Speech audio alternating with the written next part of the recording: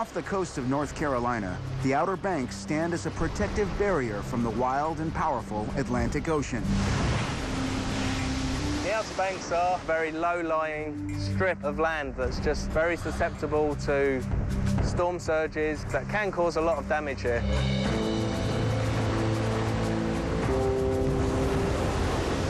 Intense storms and rough seas have made this area infamous for shipwrecks.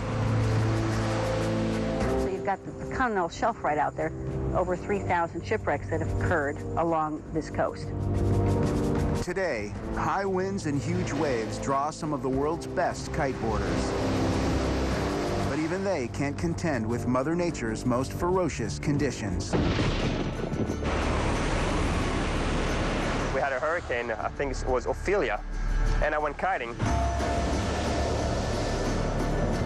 It was blowing really hard, like 60 miles an hour. It was a washout. It was like suicidal. You can use storms to go kiting, but you're putting yourself in more danger. The wind may ramp up, you may get a squall line, there may be a thunderhead moving in. We all heard the story about Benjamin Franklin and how he discovered electricity, so we don't want to rediscover it with our kites.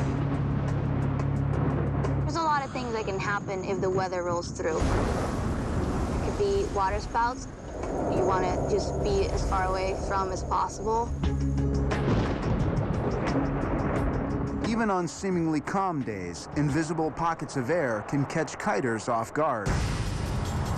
When the sun heats the ground, you get bubbles of warm air, and there have been occasions where an updraft has caught the kite and lofted them up. We call a kiteboarder's worst nightmare a chitemare. It's when everything you can think will possibly go wrong, it all goes wrong. The craziest chitemare I ever witnessed was a guy named Eric Eck. Had his kite overhead, and all of a sudden he just got lifted up. Next thing you know, he was going 200 feet in the air.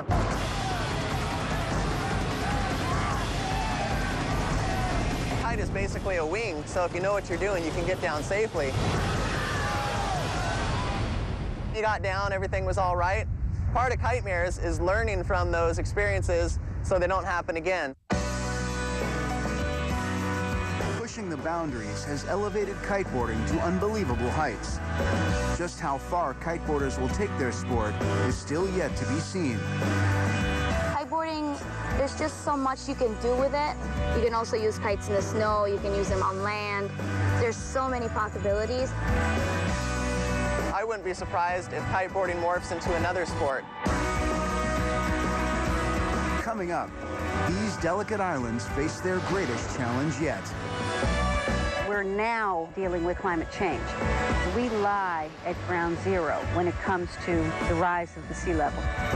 Will the Outer Banks remain the ultimate kiteboarding destination?